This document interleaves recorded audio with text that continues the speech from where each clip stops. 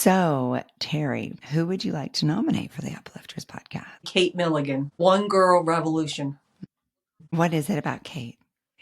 Kate needs to know more. She's a warrior. There's so many women that I know, but she was the first one that came to my heart. Welcome to the Uplifters Podcast, where every week we celebrate remarkable women who are doing big, brave things and changing their corner of the world. I'm your host, Aransas Savas, and you just heard Terry Grahl from episode 114 nominating Kate Milligan, who's an Emmy-nominated producer, writer, and the powerhouse behind One Girl Revolution. Kate started her career in D.C. She spent 7 years there working in PR and media, but got frustrated with how women's authentic stories were being politicized and ignored often. And in frustration, she moved back to Detroit and became inspired by the city's motto, "There is always hope, it will rise from the ashes." I feel like every one of us needs to hear that at this exact moment over and over and over. And this whole show is really designed to create powerful proof for all of us that we can do big, brave things and that we can rise from our own ashes, whatever they might be, and have some belief in our own ability to do that, because we see and hear other women who are doing that. And Kate, the way that you have channeled your media expertise into something really, I don't know, not to overuse the word, a little revolutionary, a multimedia platform dedicated to amplifying the voices of everyday women and girls who are often marginalized or forgotten, I think holds so much power for us. And as someone who feels like, when I saw your story, Kate, I was like, look, there's somebody doing what I'm doing in a different corner. And what if we met and learned from each other and just see what happens? So I was really excited when Terry nominated you. Thank you so much for carving out time today to hang out with us. Oh my gosh, Aransas, thank you so much for having me on. I love what you do. And yeah, when we got connected, I was like going through all of your work and I was like, there is so much synergy here. And I know you and I are both in the same mindset of women are stronger when they stand together and support one another. And storytelling is so powerful. So I just love everything that you are doing. And I'm so honored and grateful to be here. Oh my gosh, it really is just such a joy. So we talk a lot on this show about raising courage capital. And when I talk about raising courage capital, basically I'm talking about this idea that we all know that if we want to do big, brave things, we're probably going to need to fund it with financial capital. But I really believe, especially after listening to over 100 women's stories on this show, that what we need in order to raise the financial capital, what we need in order to do any big, brave thing, is actually something closer to courage capital. It's a term coined by one of our guests early on. And when I look at your story, so you went from this very well-established traditional career in media in DC, which is a freaking machine with all sorts of rules and order and processes. And then you went home and you said, okay, I'm going to figure out who I am. I'm going to figure out what I need and I'm going to do my own thing.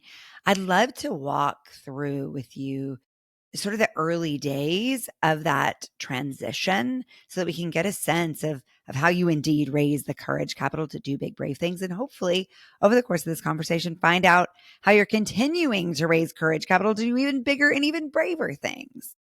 Yeah, that's the thing, is I think that we always are. Like, I love that courage capital because life is full of many chapters, right? And I think different chapters of life, you need different levels of courage. I love that. And now I'm going to be thinking about that throughout different chapters of my own journey. But to rewind, like you said, I was living and working in Washington, D.C. for almost 7 years, and was really frustrated by the fact that women's voices and their stories weren't being highlighted in the media, especially the inspiring nonprofit founders and women that I saw, not sitting around and waiting for a system, which many of the systems in the world are so broken, which we all know and experience every single day watching the news, right? There's so much frustration, but I love the stories of women who see a need in their community or see a need in the world, and they're like, I'm not going to sit around and wait for one of the systems that is already broken to fix this situation, I'm going to be the solution. And so just kind of in my free time, I would pitch these stories that I found inspiring to reporters and producers, and they wouldn't often get picked up. And this was not client work. This was just fun, inspiring work for me. You're like, somebody just needs to hear these stories. Yeah. And so like, why aren't they on the media? And so I was, getting more and more frustrated. And this would have been 2018. And this is, 7 years, it's 2011 to 2018.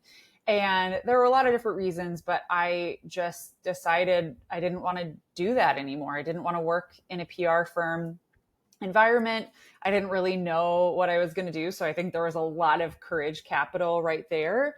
But I think a safe place for me, or I think one thing that gave me a lot of courage in that moment was I come from a really strong, tight-knit family, and especially my parents during that situation. Like, I will always remember my dad saying, I was frustrated. I was like, I really want to come back to Michigan.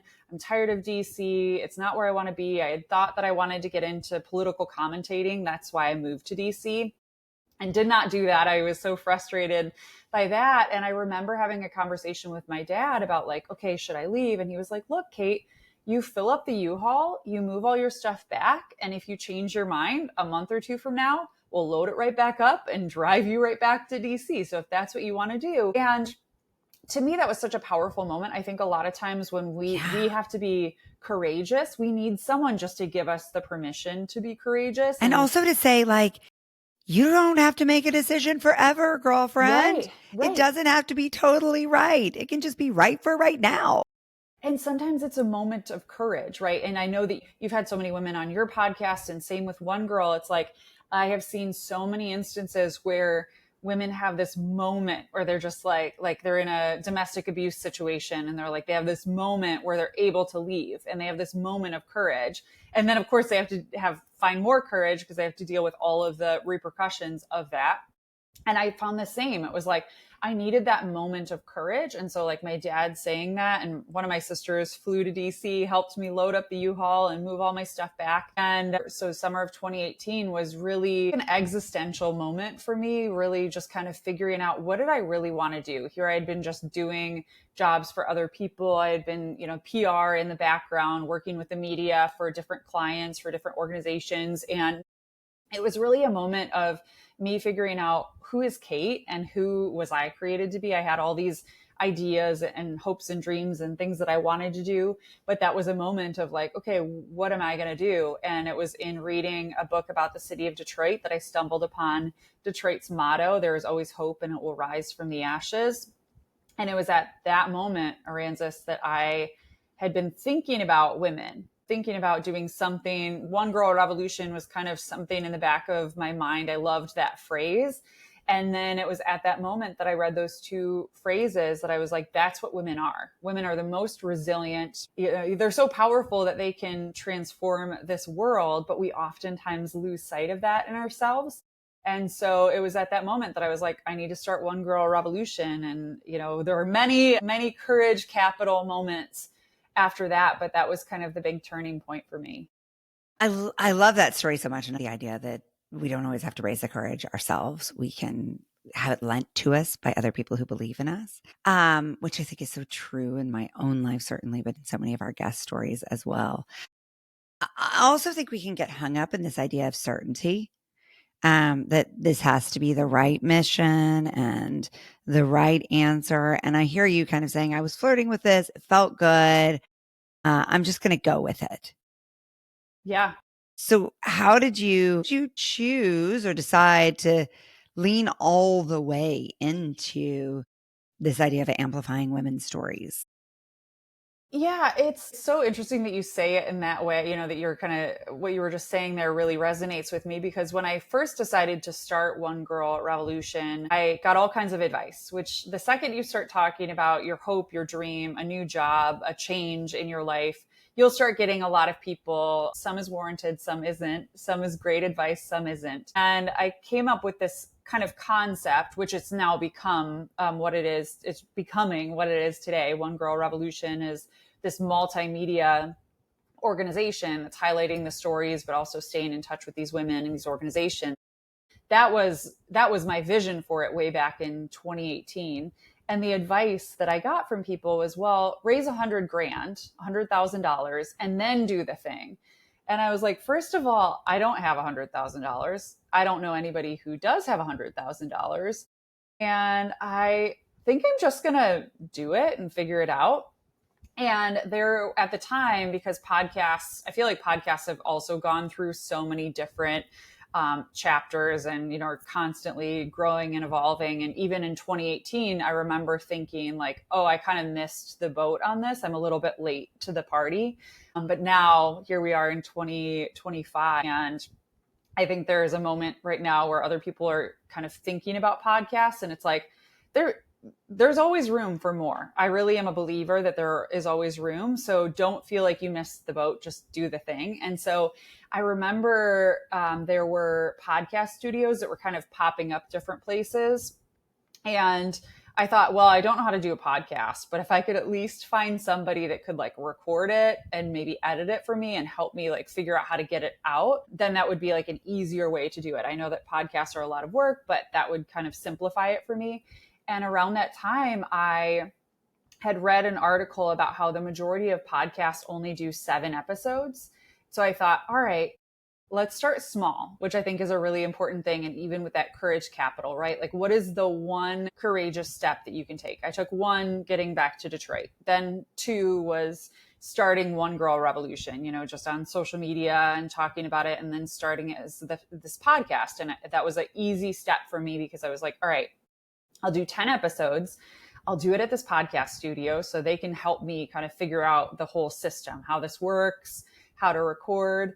And so that's what I did. I did 10 episodes, and I thought even if I did 10 and walked away, that was more than the majority of podcasts. And then, as I know you've experienced, it's like the 10 podcast episodes turned into 20 because I kept finding more stories, and then 20 turned into 30. And now we're at over 260 episodes. Amazing. And every time that I start to think like, okay, is this it? Like, we can wrap things up, I stumble upon more amazing stories, and people send me stories. I know I had a guest a couple weeks ago that sent me this whole lineup of like all these interesting stories that I didn't even know existed. And I think there's such a need in this world for stories to be told, and for outlets like this, for outlets like One Girl Revolution to elevate voices, elevate stories. And really that has so much power to change the world. Just stepping out and doing the one thing. What's the small step that you can take that has the power to change the world? In retrospect, I am so glad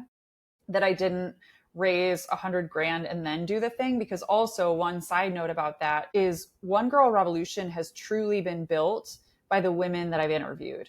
Because at the beginning, had I gotten $100,000 from somebody, they would have been like, okay, this is what it should look like. This is what, you should cover these topics. You should have this person on.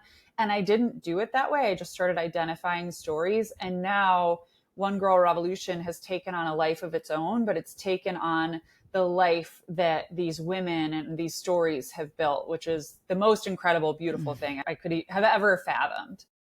Yeah, it feels so responsive. I have a friend who always talks about looking toward the door that is opening. And it is this idea that instead of kind of trying to knock doors open, look for the way that is inviting you and try to be responsive to the momentum that is naturally occurring. And I hear that so much in your story, that you followed both your own experience and expertise, but you also followed the needs of these women. So much of success as a founder, an entrepreneur, comes from being responsive to a need.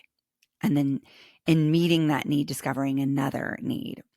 And I know Terry Grahl was on your show and has become a friend. And I know you've been instrumental in amplifying her story. And we hear the same thing modeled in her story, that it wasn't some giant strategy. And I have all the answers, and I know the destination, and I've mapped out the full plan to get there.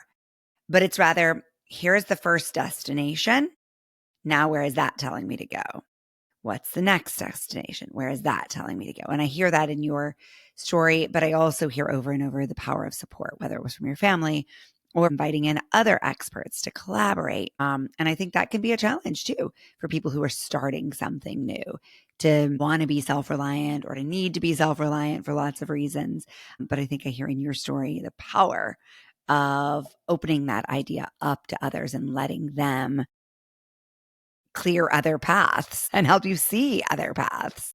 Yeah, having a clear vision too, right? Like I had a clear vision. It's not like I just kind of like opened the floodgates and said like, come on and talk whatever you want it about. It was helping these women curate their stories. And a lot of it, like in retrospect, I'm so glad that I have the PR background, because I was able to see a story, read something like Terry Grahl's story and be like, okay, these are the questions I want to ask to help her curate her story in the way that I saw the world needed to hear it, and still giving her the freedom to tell her story in the way that she wants. Like that's a big part of One Girl Revolution, is I won't ask questions that somebody doesn't want to be asked. I really give these women and girls a lot of space for that. But the stories that inspire me the most are not somebody that like was like, I need to start this nonprofit, or I need to do this big thing, I need to start my own business.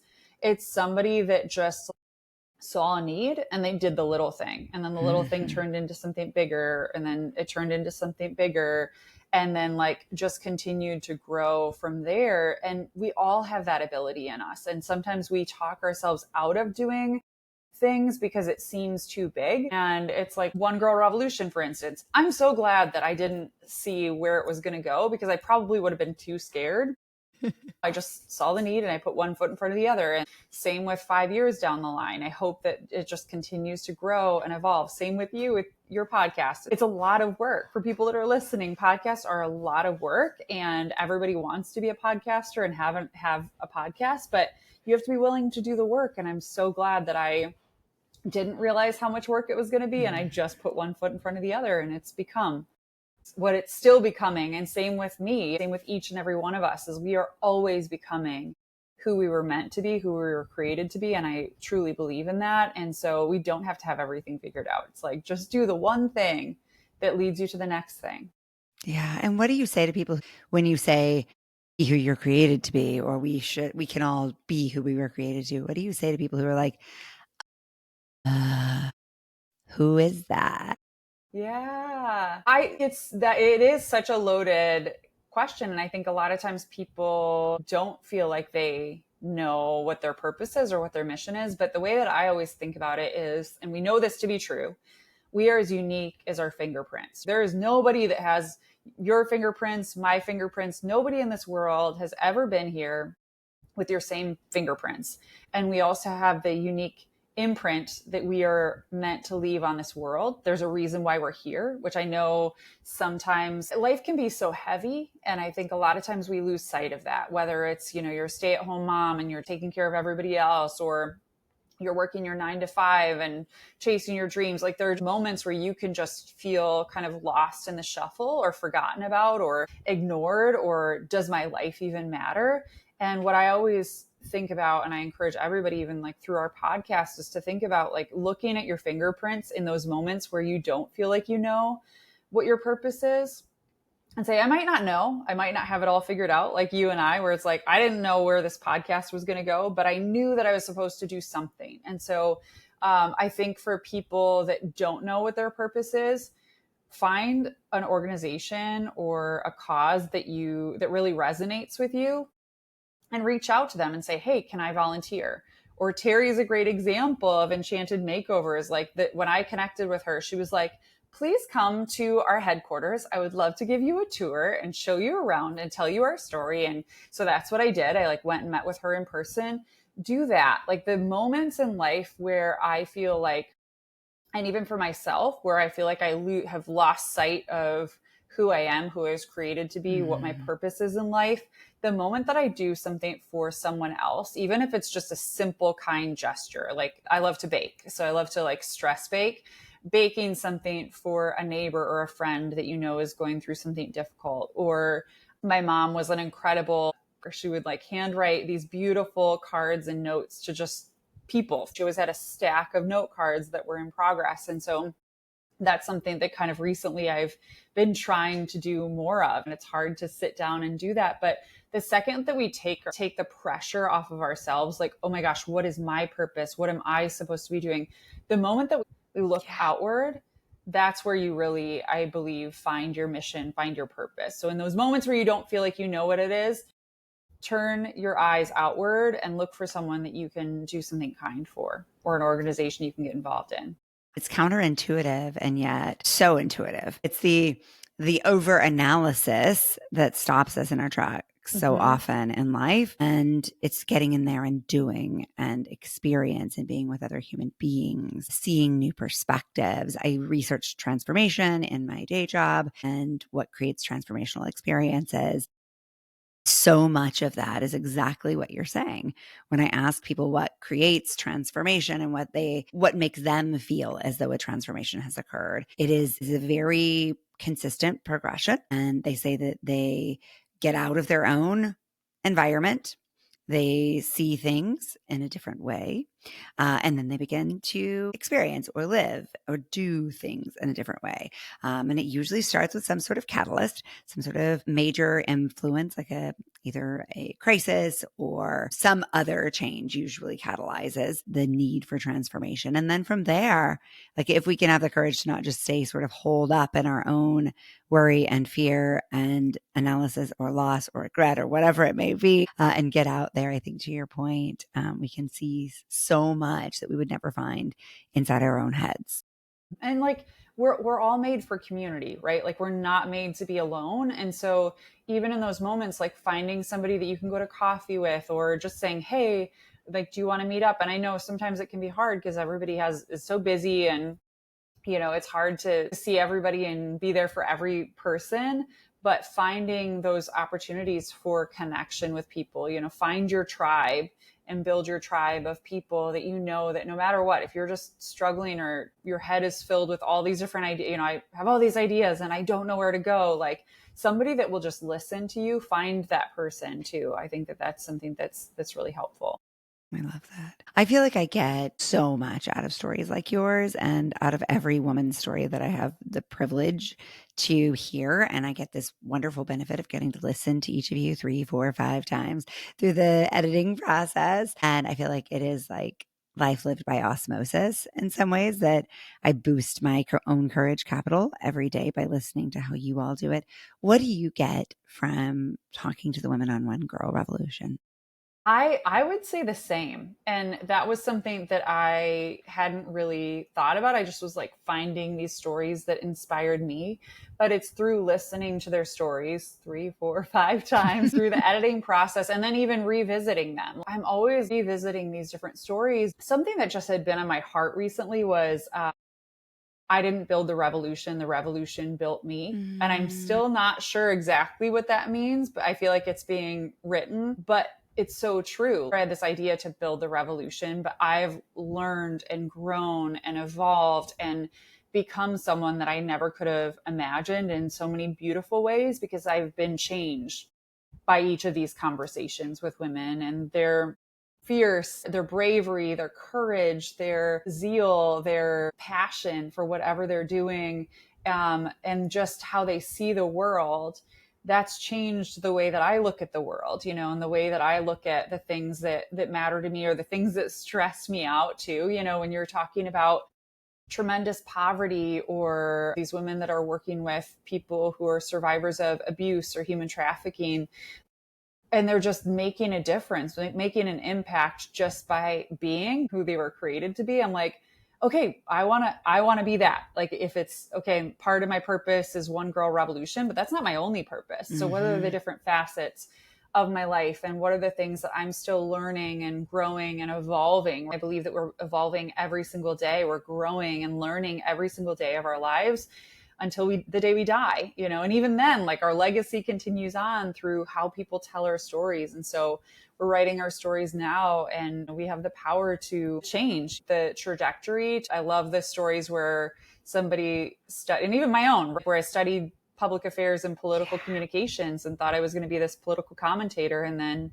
now I don't do anything in that realm. It's like I am focused on our commonality as women and girls, and highlighting those stories. And so I love when somebody's like, yeah, I studied to be a doctor and then my life took a turn and then I did this other thing, or those experiences like you talked about, like these suddenly moments in our life where it just changes everything. And we need to be paying attention for those moments in our lives, because I think we all experience them. Something that I've been thinking about a lot lately is how, so I'm doing the artist's way finally after 20 years of saying I was going to do the artist's way. Sweet. And one of the things she talks about all the time is shadow artist, and how we have this tendency as creative people, and I think especially people who want to champion and cheerlead on everyone. And it can be really scary to do that for our own ideas and what we have learned, to bring that into the world with the same level of conviction. And so I am curious about whether you find it easier to share other people's stories and a little bit more challenging to share your own, and where you are with that now, several years into this role as a professional cheerleader. When I started One Girl Revolution, I was very adamant that I did not want people to think that I was the One Girl Revolution.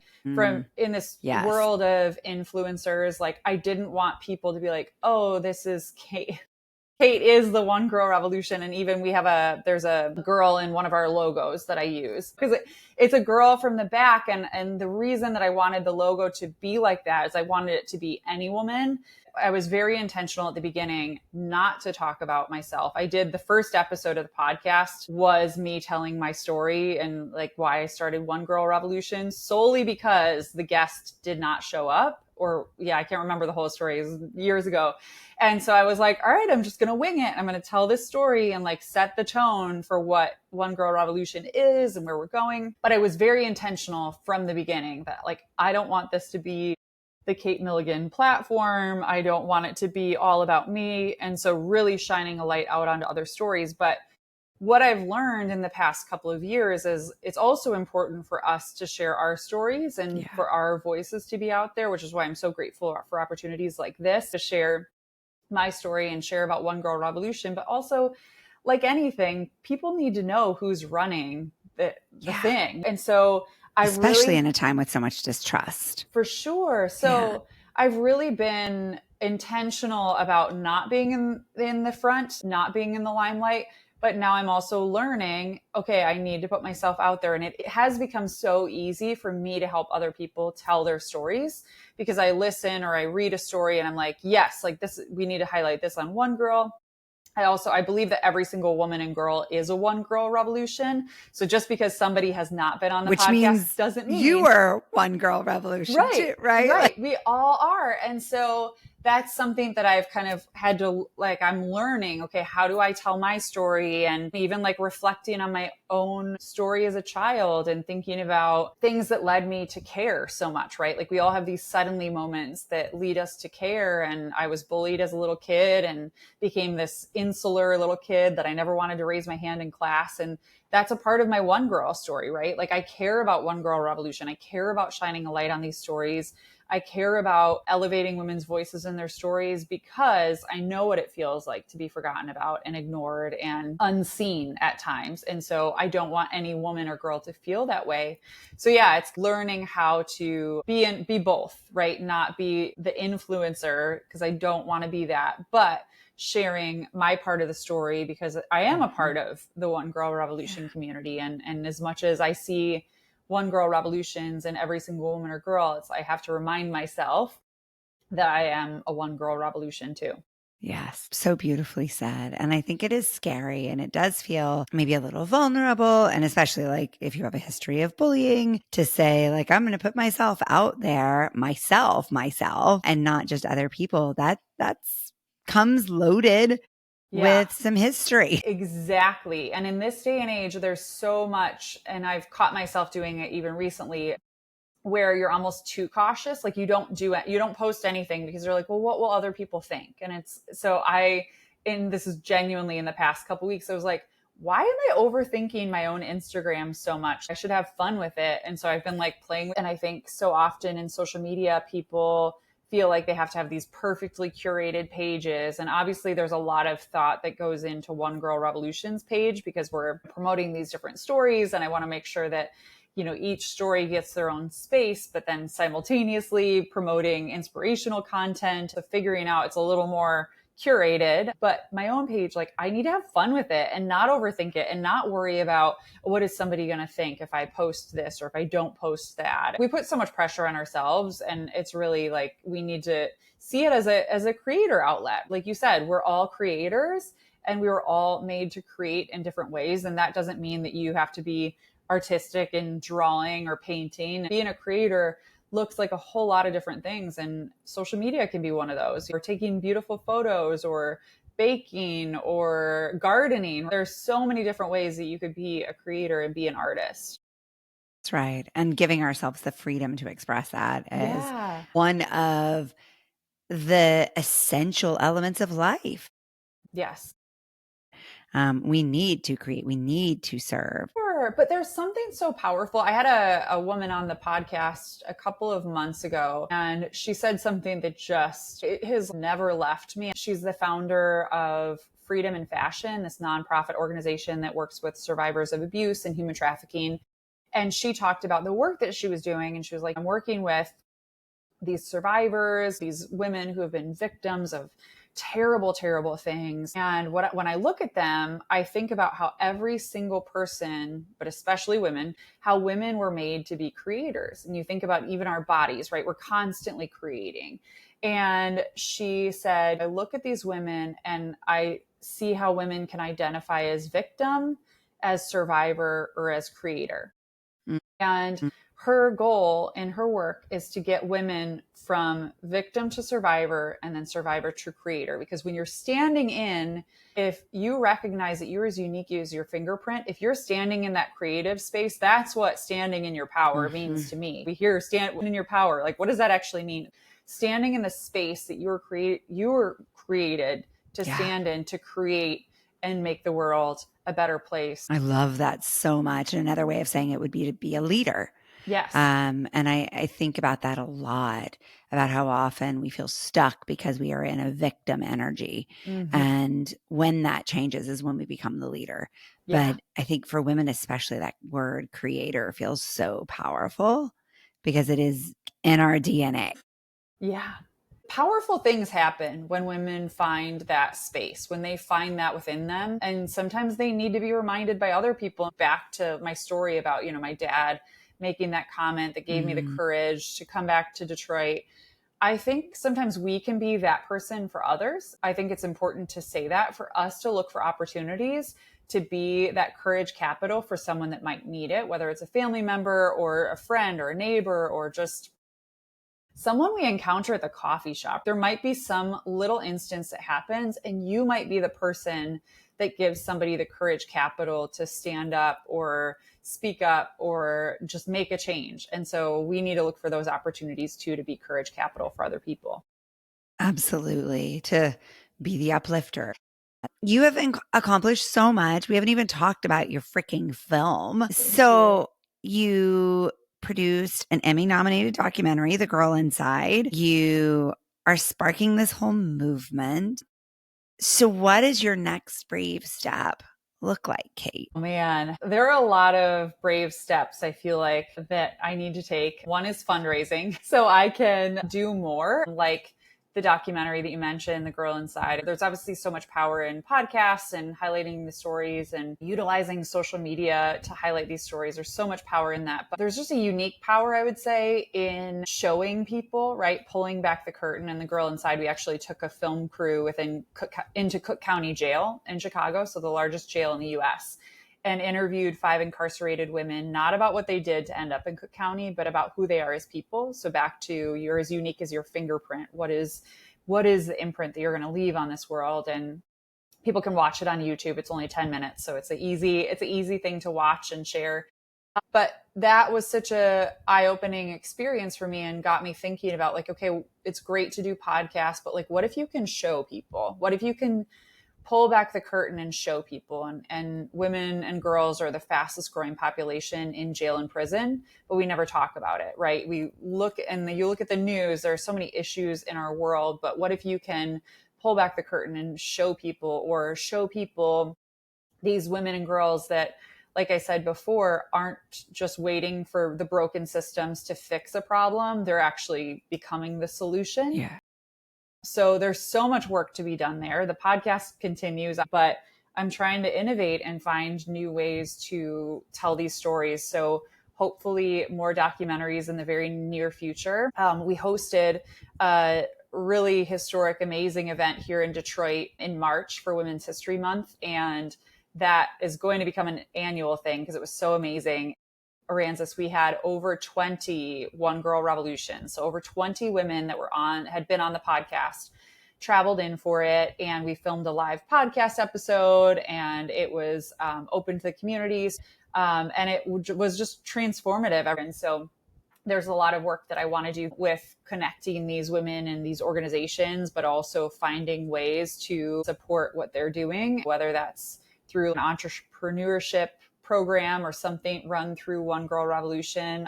And I want to do a summit and tell these stories in new ways. So there's a lot on the horizon, but I'm kind of letting the story write itself. That's so exciting. And you talk about the fundraising piece, and you shared before that that's scary and uncomfortable because it's new territory for you Right. to ask for funding for this. So what wisdom from your guest are you tapping into to help you raise the courage capital to ask for support with this mission? Yeah, that is a great question. They have all been so supportive and so amazing, and like giving advice and connections. I think that that's such an important lesson for all of us, is like, why are we recreating the wheel? You know, if you know how to do something or you have a connection.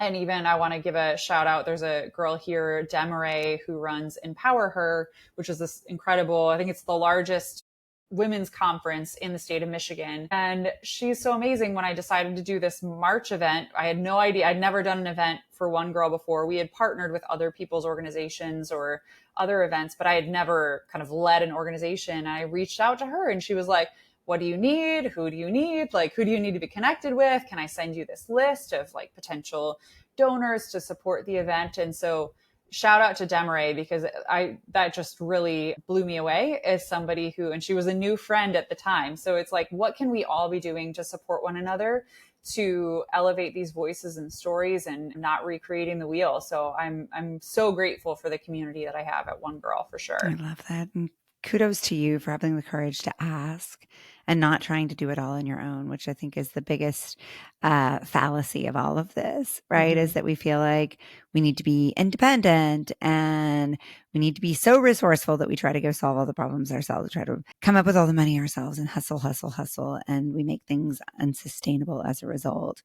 Yeah. But the more people we can pull onto the platform with us, the more sustainable and more exponential these things can grow. For sure. And like knowing what your gifts and talents are is like another piece of it. And don't feel like you have to do what everybody else is doing, and know what your vision is for something. And then pull in the people that you're like, oh, like I was texting with somebody earlier a new friend who works in fundraising, and we're like, all right, how can we work together? How can we collaborate? And we should see more collaboration in the world, especially when it comes to women. So how can we as an Uplifter community uplift you in the amazing work of One Girl Revolution? Oh my goodness, what a great question. Well, people can subscribe to the One Girl Revolution podcast. So it's the number One Girl Revolution. That's an easy way. I always say that like the free and easy way to support anybody, to uplift anybody, is just to follow them on social media. So people can follow us on Facebook, Twitter, Instagram, TikTok. I'm like learning. I feel like an old person on TikTok, but I'm like learning and having fun with it. We're on YouTube, so people can watch The Girl Inside. We also have a second documentary that people can check out there too. And that's where all the podcasts are going out. So it's an easy way to either subscribe wherever you listen to podcasts, or just subscribe to our YouTube channel, and you'll get that new episode emailed to you every single week. And then any other videos we're posting up there. And so, yeah, people can do that. And then we're a nonprofit multimedia organization. So 100% of anything that people donate goes right back to support our work and helps us to tell more stories. So people can go onto our website, the1girlrevolution.com, and donate, become a monthly donor and even a couple of dollars. We celebrated our 6-year anniversary. So a lot of people were donating $6 a month because they were like, all right, that's a coffee. Like I can do that to support more stories. And then we also have all kinds of cool female empowerment swag that people can go to our website, and any purchase of a t-shirt goes back just to support our work. And then you can rep the movement. Because like I said, every single woman and girl is a one girl revolution. And so in those days where you feel like you don't have the courage or you don't know what to do, put that shirt on and it will inspire you. So I love that. Again, osmosis. And who would you like to nominate for the Uplifters, Kate? I always joke about One Girl Revolution that I'm like a proud mom and I can't choose a favorite child. I love all of the One Girls in the same. And so I encourage everybody who's listening, go check them out, because literally all 262 of them are so inspiring. So I would nominate any of them. But the one that I want to give a shout out to is my dear friend, Rachel Giordano, producer Rachel here in Michigan. She's amazing. She's a creator. She was a producer for The View. Then she was a producer for a radio show here in Detroit.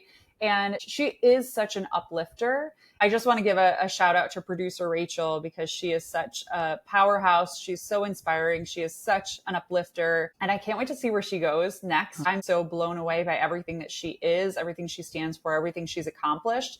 But I can see big things ahead for her. So that's my shout out for producer Rachel. Oh, yay, producer Rachel. I can't wait to meet her. You're going to love her.